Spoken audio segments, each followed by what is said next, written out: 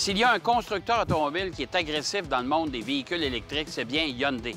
Et on est un petit peu aussi exubérant. À preuve, cette semaine, on vous présente l'essai de la berline plutôt curieuse, la Ioniq 6.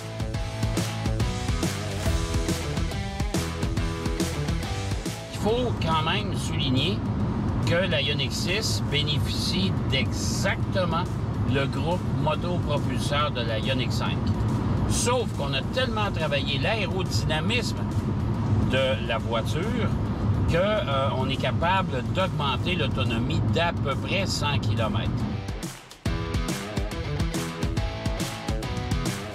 On a de l'hiver chez nous, on a de la glace, on a toutes sortes d'affaires.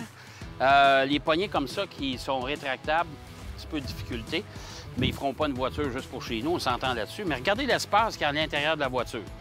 Je vais m'asseoir dans la voiture, suivez-moi bien, là.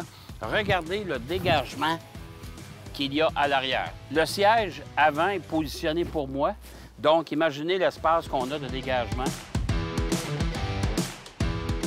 Évidemment, toujours deux écrans de grande dimension dans laquelle on retrouve la nacelle d'instruments principaux et bien sûr le système de navigation, chauffage et compagnie. Toutes les applications sont là. Au lieu de mettre le logo dans le milieu du volant, ici comme on voit couramment, d'ailleurs la plupart du temps, bien là on a mis des petites lumières. Eh oui, des petites lumières qui fait que si vous mettez ça en position reculons, lumière rouge qui allume. Si vous mettez ça en position avant, les lumières tombent bleues.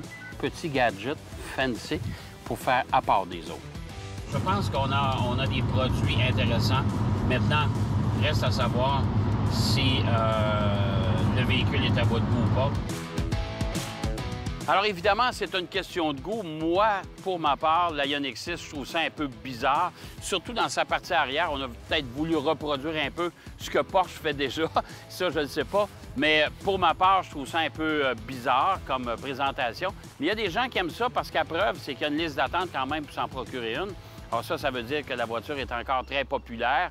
Mais chose certaine, c'est une grande berline, efficace, belle autonomie, belle présentation intérieure, beaucoup d'espace. Pour le reste, pas beaucoup de défauts. Avouons-le.